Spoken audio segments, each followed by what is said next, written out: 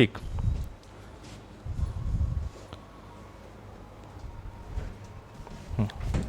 Hello students, मैं ब्रजेश कुमार। ये video अपन YouTube में भी अपलोड करेंगे, ठीक है ना।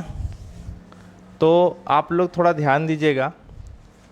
क्या करते हैं बच्चे लोग, बीएससी फाइनल के सिलेबस को जब पढ़ने बैठते हैं, ठीक है, तो क्या करते हैं बच्चे लोग टाइप का बुक उठाते हैं और पहला यूनिट चालू करते हैं। समझ गया ना।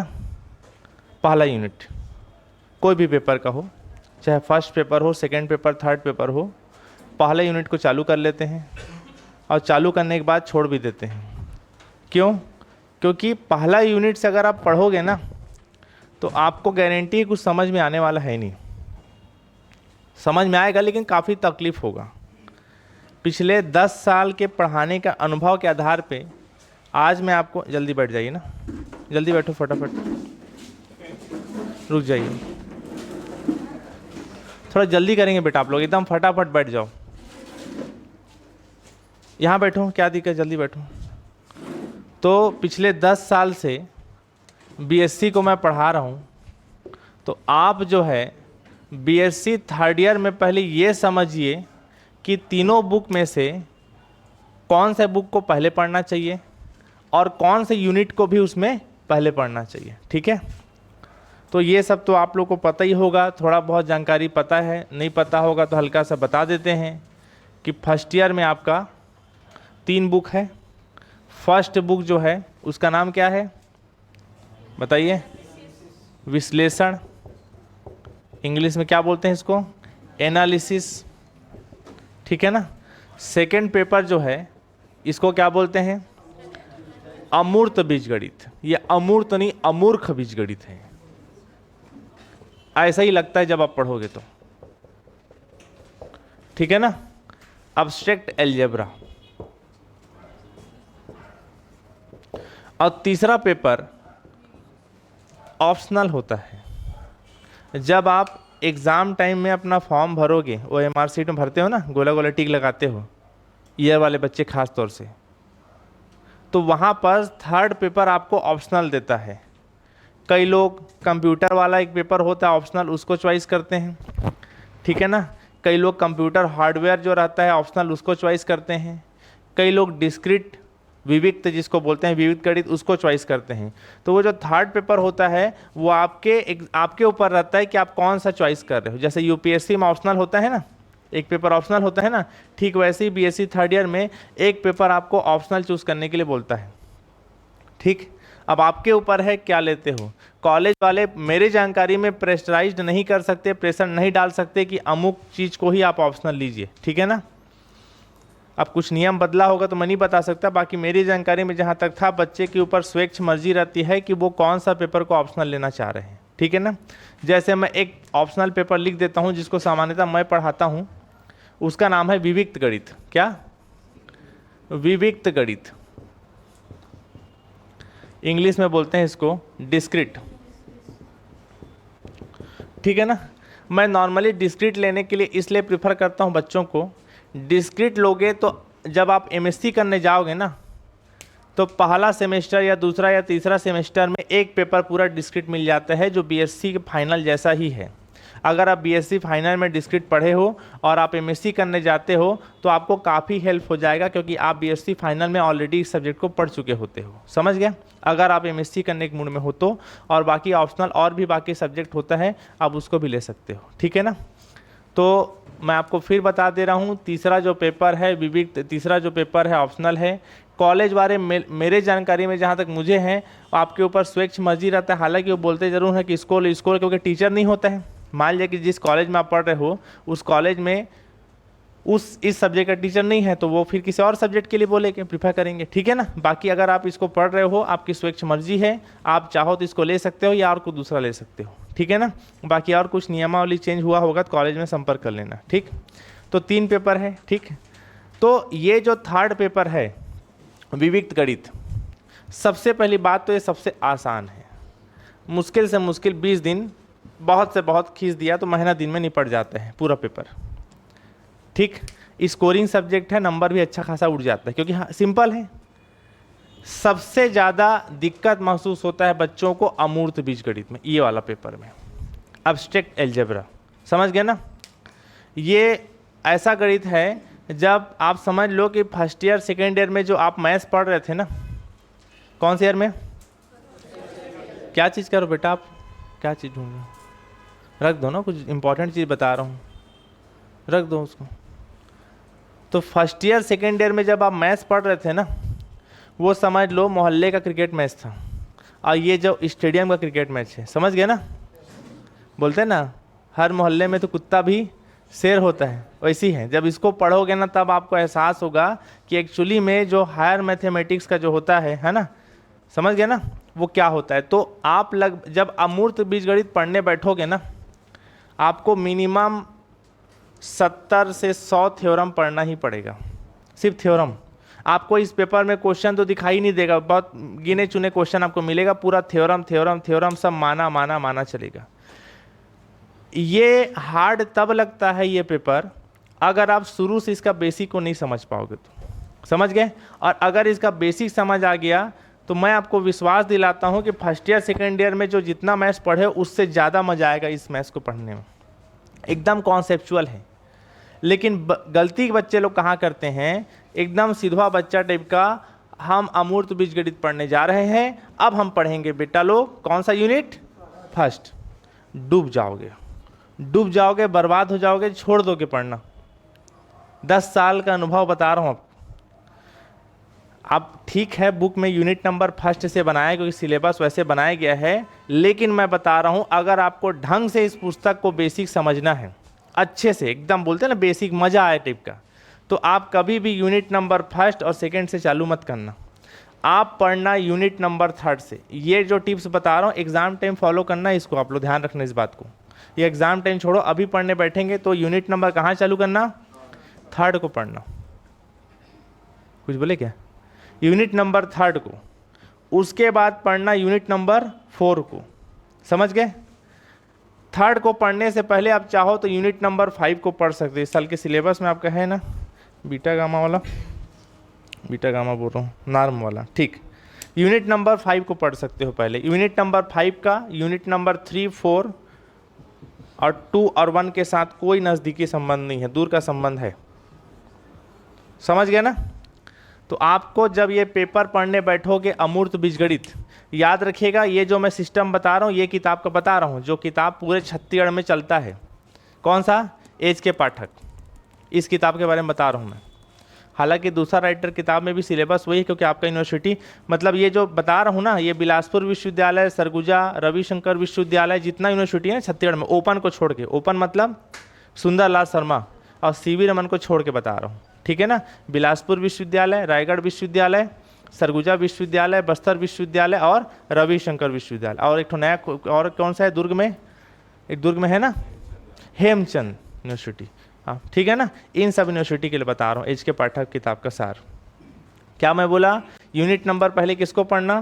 5 को, फिर किसको पढ़ना? 3 को, फिर किसको पढ़ना? 4 को, फिर 2 को, फिर लास्ट में किसको पढ़ना? 1 को। आप जब पूरा पढ़ लोगे ना तब आपको ये बात समझ में आएगा कि सारी चीज़ों के बारे में क्यों बता रहे थे। समझ गए ना? नहीं तो अगर यूनिट नंबर फर्स्ट से पढ़ना चालू करोगे समझ में आएगा, लेकिन फिर वो एक आध हफ्ता 10 दिन बाद उसको होल्ड में डाल दोगे, छोड़ दोगे, बोलोगे भैया नहीं समझ में आ रहा है, हटा इसको, छोड़ा जाए, बाद में करेंगे, ठीक। और दूसरी सबसे इंपॉर्टेंट बात, अमूर्त बीजगणित एब्स्ट्रैक्ट अलजेब्रा में जितना मैं पढ़ाऊँगा, जो जो थ्योरम मैं कराऊँगा उसी को करना, क्योंकि एक्स्ट्रा करने लायक आपका ताकत बचेगा नहीं और कर भी नहीं पाओगे आप, क्योंकि टोटल थ्योरम है ना। क्वेश्चन को बच्चा पढ़ लेता है, बना लेता है, लेकिन थ्योरम आप जब तक हैंडल नहीं कर पाओगे जब तक मैं समझाऊंगा नहीं। और थ्योरम भी छोटा मोटा थ्योरम नहीं है ना, ये 2 बोर्ड दिख रहा है, ये वाला 4 बोर्ड में एक थ्योरम बनेगा, 4 बोर्ड में जाएगा लगभग। समझ गए? 4 बोर्ड भी कम बताऊँ, कई थ्योरम 6-6, 7-7 बोर्ड में निपटेगा। तो मैं आपको डरा नहीं रहा हूँ, आपको बस सतर्क कर रहा हूँ कि आप यूनिट नंबर 5 पढ़िए, 3 पढ़िए, 4 पढ़िए, 2 पढ़िए, 1 पढ़िए। सेमेस्टर वाले होंगे तो इस सीरीज में आप देख लेना। समझ गए? वो यूनिट नंबर फर्स्ट से मत पढ़ना। ये किसका बताया? अमूर्त बीजगणित, एब्स्ट्रैक्ट अलजेब्रा का। विविक्त गणित में जो डिस्क्रीट में बताया, डिस्क्रीट में यूनिट नंबर फर्स्ट धूमधाम से बढ़िया है, बहुत बढ़िया है, आराम से हो जाता है। यूनिट नंबर 2 ये भी धूमधाम से हो जाता है। यूनिट नंबर 3 को छोड़ के यूनिट नंबर 4 ये भी बहुत मज़ा आता है। यूनिट नंबर 5 ये भी मज़ा आता है। बस एक यूनिट में थोड़ा सा दिक्कत होता है बच्चों को, यूनिट नंबर 3 में। बाकी ये 4 यूनिट आराम से स्कोरिंग है, आराम से हैंडल हो जाता है। समझ गए? मतलब वो जो पेपर है डिस्क्रीट विविक्त गणित, उसमें कोई खास समस्या जाने वाला नहीं है। ठीक, अब बात करते हैं किसका, एनालिसिस, विश्लेषण। विश्लेषण में जब आप विश्लेषण पढ़ने जाओगे तो इसमें देखिए यहाँ पर आपका पहले आप विश्लेषण एनालिसिस में यूनिट नंबर 3 को पढ़ना। कौन से यूनिट को? 3 को। देखिए आप पढ़ने को यूनिट नंबर 1 से भी पढ़ सकते हो, लेकिन मेरा बताने का उद्देश्य ये है कि जब भी आप कोई सब्जेक्ट पढ़ने बैठते हो तो सेल्फ इंटरेस्ट जगना चाहिए।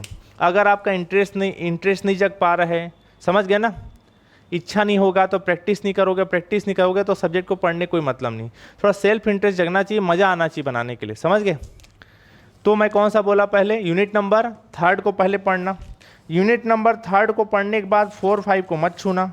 यूनिट नंबर 3 को पढ़ने के बाद आप यूनिट नंबर 1 और 2 कर सकते हो, और करना भी ऐसी 2nd 1st में कोई भी कर सकते हो ना 3 को पढ़ने के बाद। तो कौन कौन सा बताया पहले, यूनिट नंबर 3, फिर कौन सा बताया, यूनिट नंबर 1, फिर कौन सा बताया, यूनिट नंबर 2, और उसके बाद यूनिट नंबर 4 को करना। समझ गए ना? और उसके बाद यूनिट नंबर 1 को छोड़ दो तो बढ़िया रहेगा, बाकी आपकी मर्जी, खुदकुशी करने का मन होगा तो। समझ गए ना? एक मिनट माफ़ कीजिएगा ना, 1st 2, एक मिनट रुकिए ना, इसमें कौन सा बताया, एक मिनट, यूनिट नंबर 3 हो गया, 3 को पहले बताया ना, 5 बचा है ना, रुकिए 5 को 1st, हाँ 5 को माफ़ कीजिएगा ना, ये आपके सिलेबस में 5 है, माफ़ कीजिएगा, सॉरी। समझ गए ना? तो मैं कौन कौन सा यूनिट बोला, 1st पेपर में यूनिट नंबर 3 पहले पढ़ो, फिर 1st और 2nd में से किसी को आगे पीछे पढ़ लो, फिर किसको पढ़ो, यूनिट नंबर 4 को। यूनिट नंबर 5 को बिल्कुल एग्जाम के होने से 10 दिन पहले के छोड़ के रखना। समझ गए ना?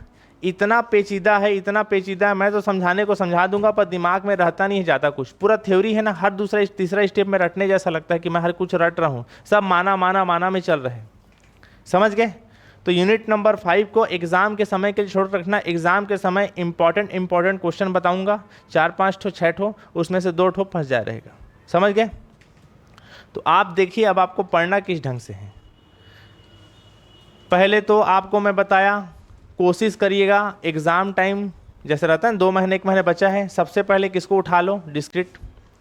कितना यूनिट पढ़ो इसमें, पहला, दूसरा, चौथा और 5वां बता रहा हूँ आपको। फिर 1st यूनिट उठा लो, 1st यूनिट में किसको पढ़ो, पहले 3 को पढ़ो, 1st 2 और 4 को पढ़ लो, 5 को होल्ड में डाल के रखना। अमूर्त बीजगणित एब्स्ट्रैक्ट अलजेब्रा पहले किसको पढ़ो, 5 को, फिर यूनिट नंबर 3 को, फिर 4 को, फिर 2 को, फिर 1 को। समझ गए? अच्छा ये सब तो आपको पता ही होगा ना। एग्ज़ाम कितने नंबर का होता है टोटल, कितना, 150। ये पेपर भी 50 नंबर का आता है। समझ गए? उसके बाद कहाँ बज रहा है मोबाइल मेरा, 1 सेकंड ना, तीनों पेपर 50-50 का आता है ना? तो ये पेपर भी 50 का, ये पेपर भी 50 का, और ये पेपर भी 50 का। तीनों पेपर कितना कितना नंबर का होता है, 50-50, पता है ना?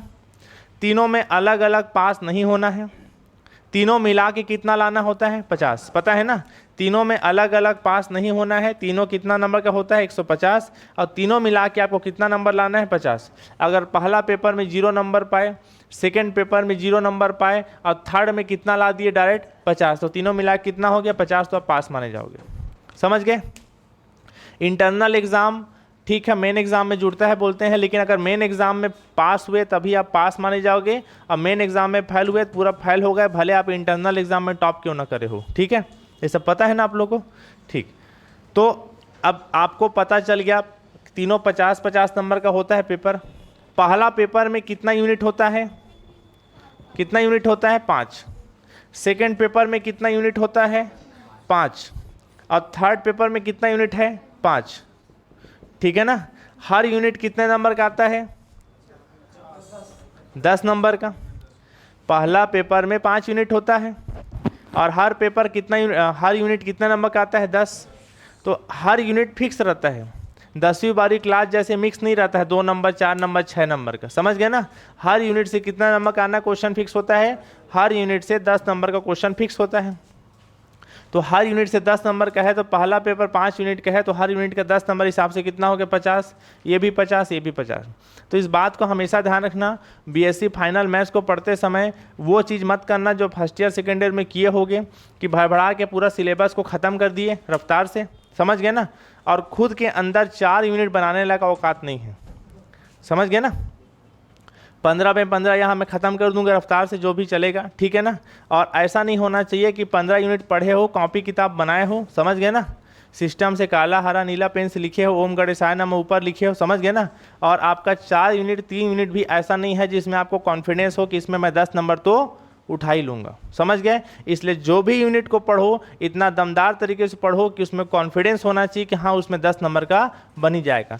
जब भी कोई यूनिट को आप पढ़ते हो, मैं जब क्लास में कराऊंगा यूनिट खत्म करूंगा, उसके बाद लास्ट में कुछ क्वेश्चन होमवर्क दे दूंगा। वैसे ज़्यादा क्वेश्चन देने के मूड में रहता नहीं हूँ क्योंकि कॉलेज वाले बच्चे बनाते नहीं घर में, ठीक है। होमवर्क दे दूंगा, आप उसको बनाओगे नहीं, पेज छूटे रहता है कॉपी में आपको। तो जो क्वेश्चन मैं कराऊँ क्लास में उसको अच्छे से पढ़ लेना और यूनिट ख़त्म होने के बाद फिर उसको प्रैक्टिस कर लेना एक बार, ठीक है ना। तो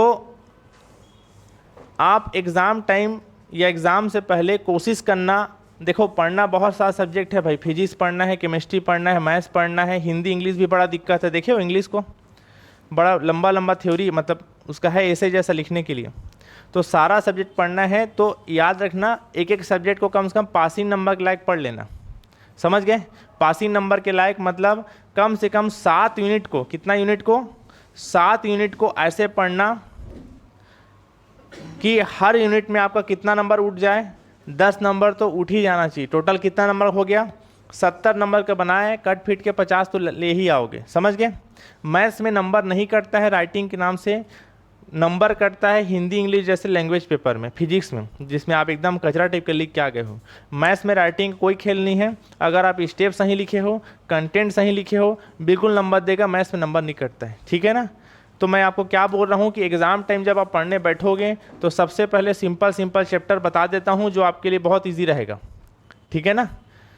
तो सबसे पहले आप क्या करना, थर्ड पेपर अगर आप डिस्क्रीट लेते हो, और एक चीज़ ध्यान रखना ना, मैं आपको पैसा लेता हूँ इस पेपर पढ़ाने के लिए और इस पेपर पढ़ाने के लिए, जो आप पैसा दिए हो वो ये दोनों पेपर पढ़ाने के लिए पैसा लिया हूँ, क्योंकि यही दोनों पेपर है जिसमें मुझे मेहनत करना पड़ता है। थर्ड पेपर तो इजी है, इसको मैं एडिशनल पढ़ाता हूँ, ठीक है ना।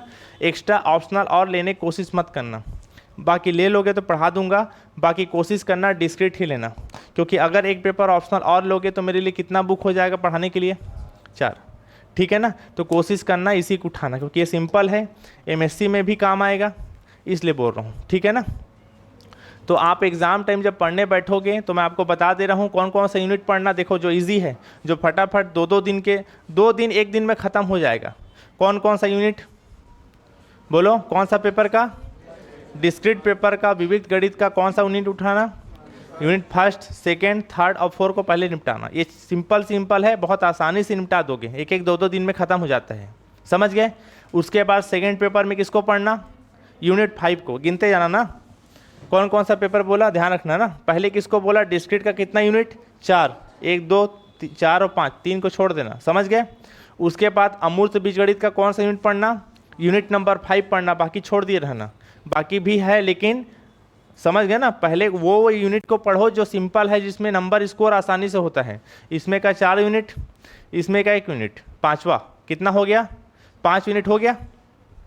ये पेपर में यूनिट नंबर किसको उठाना, थर्ड को, और उसके बाद फर्स्ट और सेकंड को उठाना, समझ गए। टोटल कितना यूनिट हो गया बताओ ना जी, 8 यूनिट। कितना यूनिट हो गया, 8 यूनिट को पहले पढ़ लेना, उसके बाद फिर आगे कुछ करते रहना। 8 यूनिट में हर यूनिट का 10 नंबर हिसाब से कितना हो गया, 80 नंबर का आपका रेडी हो गया, समझ गए ना। तो इस चीज़ को ध्यान रखना, जब आप पढ़ने बैठोगे तो ऐसे चैप्टर को मत उठाना जैसे यूनिट नंबर 5 को उठा लिए, इसमें यूनिट नंबर फर्स्ट को उठा लिए, जो भारी दिक्कत हो जाएगा, समझ गए ना। पहले पास होने लायक जुगाड़ करो, उसके बाद फिर 150 में 150 लेके आओ, खुशी की बात है, ठीक है। तो इस बात को ध्यान रखना कि जो बच्चे ऑनलाइन में मेरे से पेड कोर्स खरीदे हुए हैं, जिनको वीडियो मैं दे चुका हूं पूरा, वो लोग भी इस बात का ध्यान रखना कि पहला पेपर, दूसरा पेपर, थर्ड पेपर में क्या पढ़ना है शुरू में, वो मैं आपको बता दिया। यूनिट नंबर फर्स्ट से सीधा बच्चा टेका पढ़ना चालू मत करना, नहीं तो भारी दिक्कत होगा आपको, मैं पहले से बता दे रहा हूँ। ठीक है ना। अब लिखते समय, एग्ज़ाम में लिखते समय कुछ कुछ बातों का ध्यान रखना। आप लोगों को तो पता ही होगा कैसे आता है पेपर। जैसे यूनिट नंबर क्या लिखा रहता है ऊपर में, फर्स्ट, यहाँ लिखा होता है कितना मार्क्स, 10 मार्क्स लिखा होता है। फिर नीचे लिखा रहता है इकाई नंबर 2, फिर ऐसे ही क्या लिखा रहता है यूनिट थर्ड, फिर क्या लिखा होता है यूनिट 4, और फिर क्या लिखे रहता है यूनिट 5। और हर का कितना नंबर रहता है 10 मार्क्स रहता है। बीएससी फाइनल का जो सिलेबस आप देखोगे उसमें जनरली इसी टाइप का पूछता है, ये दोनों क्वेश्चन बनाओ और या तो फिर ये दोनों बनाओ। समझ गए।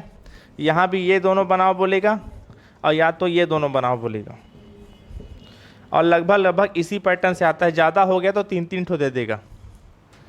तो आप इस बात का ध्यान रखना कि 2 क्वेश्चन बनाओ या फिर ये 2 क्वेश्चन बनाओ, इस टाइप का देता है। तो जनरली होता क्या है, जो बच्चे अच्छे से नहीं पढ़ पाए रहते हैं एग्ज़ाम टाइम, उन लोगों का होता क्या है कि इसमें से ये बन रहा है लेकिन ये नहीं बन रहा है, अथवा में ये बन रहा है लेकिन ये नहीं बन रहा है। समझ गए ना। और कोई यूनिट का तो दोनों नहीं बन रहे हैं।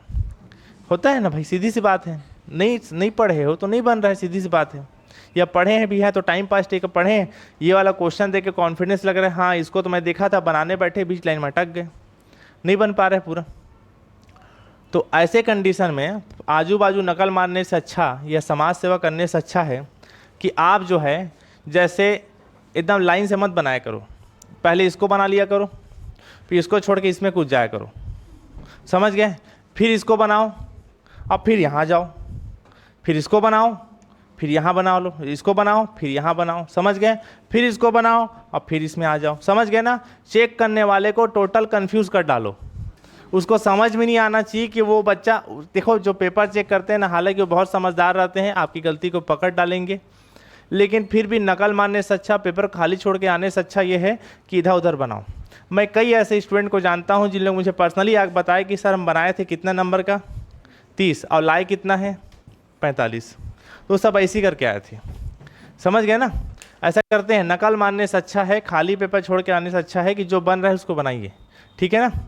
अगर वो पकड़ डालेगा तो ज़्यादा ज़्यादा क्या करेगा, जो जो सही बनाए उसको नंबर देगा, और जो रिपीट बनाए उसको छोड़ नंबर काट देगा उसमें का। और अगर चेक नहीं किया तो फिर वही है कि 50 में 50 के लोग सुने नहीं हो, मैथ्स में 50 में 49, वो ऐसे ही छात्र रहते हैं। कोई 50 में 50 ला ही नहीं सकता, गणित में बहुत मुश्किल होता है लाना। ठीक है ना। तो इस टाइप का चीज़ों को ध्यान रखना कि खाली मत छोड़ के आना, कुछ ना कुछ बना के आना। ठीक है।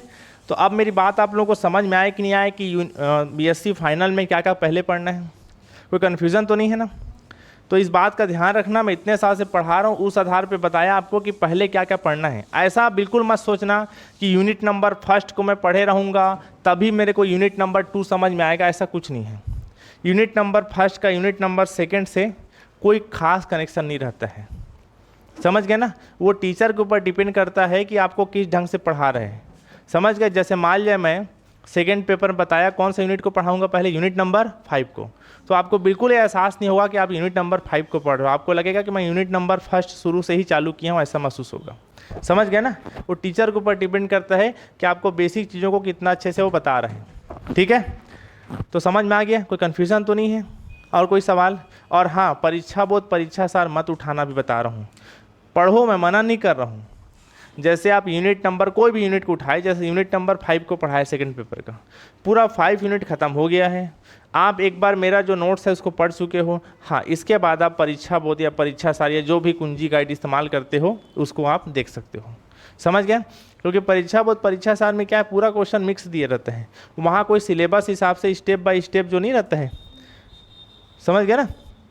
कॉन्सेप्ट हिसाब से नहीं दिया, वो लोग बस क्वेश्चन छटनी बना के डाल दिए हैं कौन कौन सा क्वेश्चन इंपॉर्टेंट है बोल के। ठीक है ना। बाकी वैसा कोई सिस्टम रहता नहीं है परीक्षा बोध परीक्षा सार में। पढ़ो, बिल्कुल पढ़ो, मैं मना नहीं कर रहा हूँ, लेकिन जब एक यूनिट को बुक से पूरा पढ़ लेते हो, मैं पढ़ा चुका हूँ, उसके बाद उसको उठाना। ठीक है ना। ठीक। और एक चीज़ ध्यान रखना, खास तौर से सेकेंड पेपर के लिए बता रहा हूँ, अगर आप हफ्ते में एक दिन संडे को या कोई भी दिन अगर आप रिवाइज नहीं किए तो सब कुछ भूल जाओगे, मैं पहले बता दे रहा हूँ। ये जो मैं बात बोल रहा हूँ ना, वो आपको अभी एहसास नहीं होगा, दिसंबर जनवरी में जब मैक्सिमम पोर्शन ख़त्म कर चुका हूँगा ना, तब इस बात का आपको एहसास होगा कि आपका सेकेंड पेपर का लगभग 3-4 यूनिट और फर्स्ट पेपर का लगभग 2-3 यूनिट पूरा थ्योरी पोर्शन है। और थ्योरी पोर्शन को मैं बहुत अच्छे से डील करूँगा, बहुत अच्छे से समझाऊँगा भी, समझ गए। लेकिन जब तक आप हफ्ते में एक दिन निकाल के उसको रिवाइज़ नहीं करोगे, पूरा ख़त्म हो जाएगा। फिर एग्ज़ाम टाइम बिल्कुल सब कुछ नया नया लगेगा, समझ गए। वो फिर वैसे ही हो जाएगा कि आपका जो दोस्त है ना, जो साल भर घुमाया होगा किसी को, समझ गए ना, वो आप उसी के बराबर हो जाओगे इक्वल, क्योंकि उसको भी कुछ नहीं आता है और आप भी जो पढ़े थे वो भी सब आपस में मिक्स हो गया है। ठीक है, तो इस बात का आप लोग ध्यान रखना। आप लोगों को मैं समझा दिया। ये वीडियो को मैं यूट्यूब में डाल दूंगा, आप लोग यूट्यूब में जितने लोग मेरे वीडियो को देखेंगे, कृपया आप लोग इस बात का ध्यान रखिएगा कि फर्स्ट यूनिट से पढ़ना चालू मत करना, जो सीरीज़ वाइज मैं बताया हूँ उसी हिसाब से पढ़ना, ठीक है ना। बाकी फिर आपकी मर्जी, जैसा आप चाहोगे, ठीक है ना। ठीक है, फिर थैंक यू सो मच, बंद कर दीजिए।